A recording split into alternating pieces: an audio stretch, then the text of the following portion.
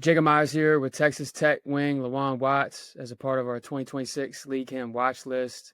LeJuan, appreciate your time. Welcome to the show. Of course. I'm glad to be here. Yeah, for sure. You got a pretty unique journey. Let's walk through the early roots of your basketball journey and how you got to where you are. Yeah, Eastern Washington starting off and redshirting that first year, trying to figure out how I can get on the floor, and then staying another year at Eastern, figuring out how to actually affect the game, and then Coach Riley leaving, following him to Washington State, having a pretty good year, and then transferring one more time to Texas Tech, where I'm at now. Out of Fresno, right? Sure. 0-star recruit, is that correct? Yeah. Were you consider yourself like a late bloomer, or maybe you just didn't have the exposure? Was your game not developed? Like, walk us through your recruitment a little bit as a high school player. I would probably say, yeah, a little bit of everything you just said.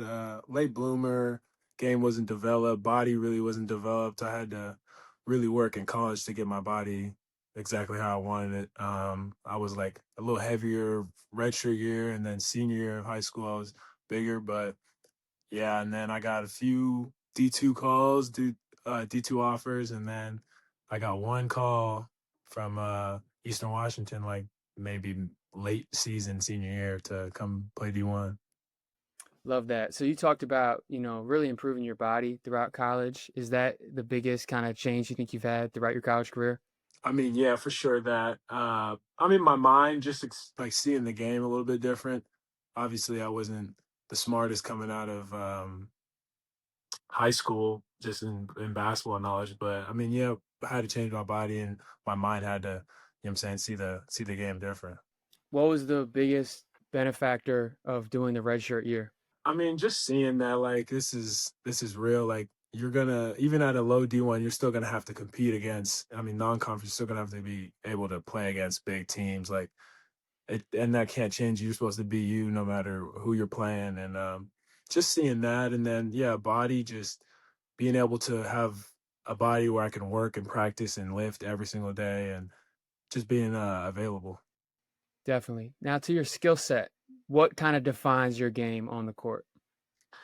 It's hard. I would probably say just like versatile is probably my favorite word for it.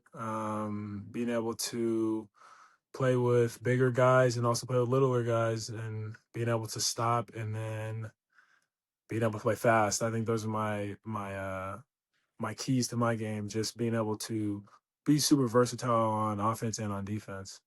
You start your career with Coach David Riley. Like you said, you redshirted. You had a productive kind of first year playing Eastern Washington. You make the leap to Washington State. Cedric, your teammate, goes down, 2 weeks into the season. You kind of emerged as the marquee guy. Walk us through that leap from, Eastern Washington to Washington State and some of the, let's say, like growth areas throughout last season, learning being one of the top guys on a scouting report, playing a tough schedule. For sure. Yeah, said going down.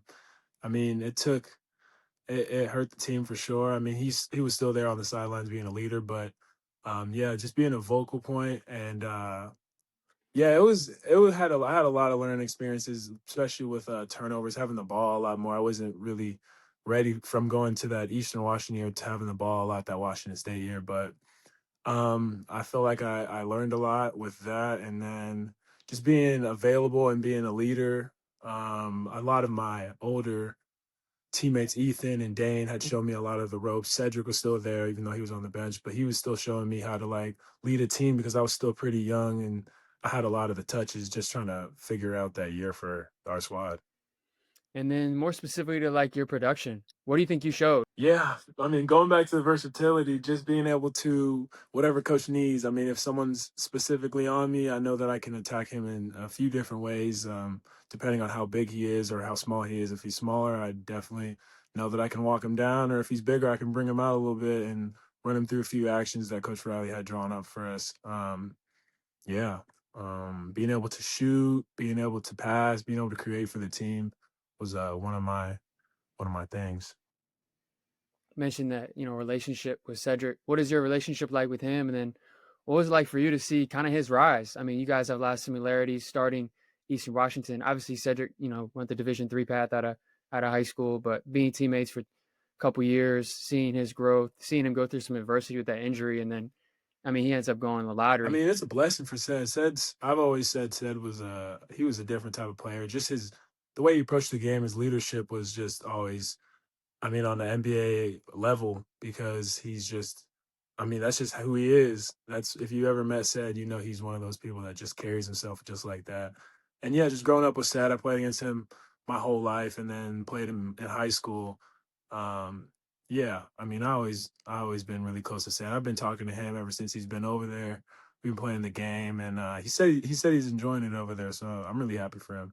Being like a student of the game, like how much basketball do you watch? And who are some players that, just as kind of a basketball fan, who are some players you enjoy watching or teams you enjoy to I watch? mean, I've got a few different comparisons. I've got Dylan Jones from OKC, and I've got Jaime Jaquez from Miami. And recently, I've been watching a lot of Jalen Williams' defensive, like the way he gets all his steals and just how he uses his length.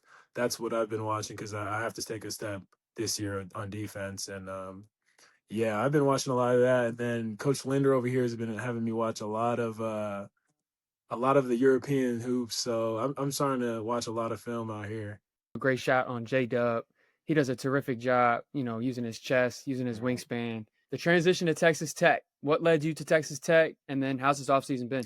Off season's been good. I mean, we're trying to connect with the team. Everyone's been really friendly, and all the Tyree Bryant from Santa Clara, being able to play against him has been good, and all the faces, everyone's cool. I got everyone's name down now. Uh, what made me come here is just obviously the Elite Eight and the run they had in March Madness.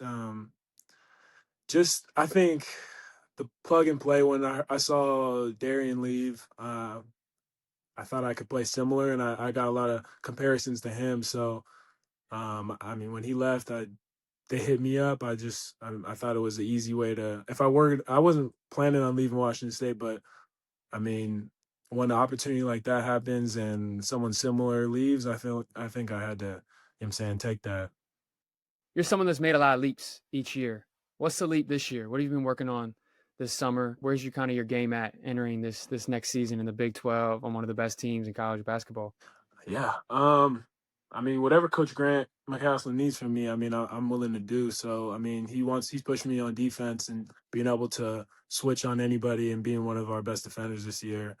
Offensively, still being able to create and playoff two a lot more is another emphasis for us in this offseason. Just being able to play off two, make simple reads, and limit my turnovers. Still trying to get a consistent jump shot that everyone's been saying, but just trying to take more this year. And I know that I don't have to rush them, but just take the right threes. Interesting. So we have a lot of players that listen to our content, watch our shows, and being someone like you who's kind of carved out a unique path, big time growth trajectory, what are some of the daily habits that have enabled you to kind of continually make strides in your game each year? Yeah, I mean, I start my day with a workout, and then I go straight to weights to practice. Usually I shoot after practice, but then I come back at like 6, get some free throws if I'm tired, or if I get a nice shooting workout in, and then I get the ice tub, and then it's to the next day. Just being consistent with a routine, I think, is a big leap for players to get a lot better. You an ice bath guy? Do you like the ice bath? Do you resist it? It was bad early years. I think freshman year I couldn't really do it, but now I'm starting to. I just put my knees in. Freshman year I was trying to put my whole waist in, so I just put my knees and I'll be good.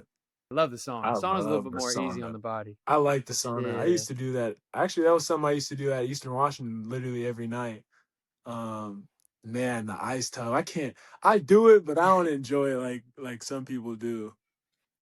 Speaking a little bit to that kind of, the players and guys that are listening that maybe are a little bit younger, what would your advice be to some of the guys that like aren't having the flashiest recruitment, right? Like they're not going from LA to Miami to Chicago to New York, all these different elite camps.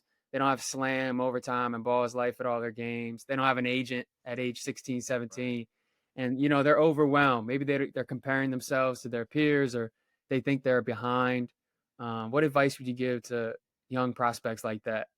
I mean, I would say, yeah, relationships is a big thing with basketball. If you're connected, then I mean, that's gonna help you all the way to the end of this career. I think that if you build as much connections as you can, then you're gonna be straight. I think going where you're loved and going where you're appreciated is a big thing that I had to do in my AU experience. I bounced around. I went to West Coast Elite and EBO, and I ended up just sticking to those two. I think EBO and West Coast Elite were those teams that really appreciated me, and knowing how I kind of played, and being consistent with that is just that's going to take you and get you the eyes that you want to see.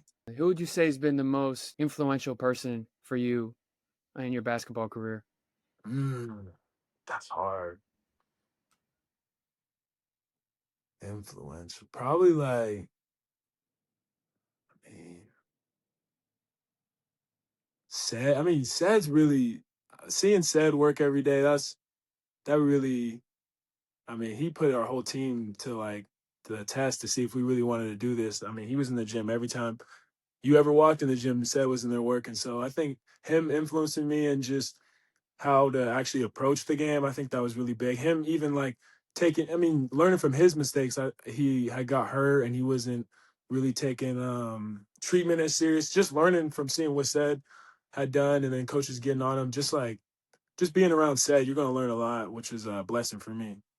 Aside from basketball, like what are the things that get you back to neutral? Like when you're stressed out or you need a little bit of a break? I like fishing. I haven't been doing much of it in Texas, but I like fishing. That usually gets me to put my phone down and just hang out. I like watching movies. I like video games. I'm starting to get into it again. I used to play when I was in like middle school, but I'm starting to get into it a little bit more. But those are probably my three biggest hobbies right now. Gotcha. Goals for the year. I probably say just, I mean, I haven't been made it to March Madness, so I think that's probably my end goal. And then, I mean, we've been talking a lot about it and win the Natty, so I mean, that's where our whole team's striving for, winning this whole thing. That's what we've been talking about. We do a segment, 3 words. You gotta break down your game, but you can't say Okay. versatile Okay. because versatile is kind of like cheating. Okay. I would say physical, flashy, and simple. I would say simple. Not Simple but flashy. Yeah, like simple, like not gonna like overly do something, but just like simple. Simple reads, but a You know what I'm saying? little bit of flash. That's what it is. But before we go, I'm just gonna give you one more opportunity. Talk to the sleepers, man. Advice for the sleepers, guys that are overlooked. I talked a little bit about the high school prospects, but more specifically, like just people who think they're slept on, whether they're playing basketball or not. What was kind of your words to those people? I mean, I think manifestation is a big thing for me, and then just being in the gym. That's one that I always say that. I mean, if you're in the gym, you're just gonna have to get better, and if your mindset is to get better, and you're not holding yourself back from getting better, then you're gonna get better. I think staying in the gym, working out's good, but I mean, these past 2 years, what I've learned is just really playing in open runs and playing in open gym. Right, my redshirt year, I didn't really have a lot of individual workouts, but we went up to Gonzaga and ran with them guys and played 5-on-5, and just like playing out there, you can get better from just playing 5-on-5 and seeing and testing moves and seeing how guys guard and reading the game. I think that really got me better. LeJuan, appreciate your time. This is awesome. Wishing you the best this season. I appreciate you.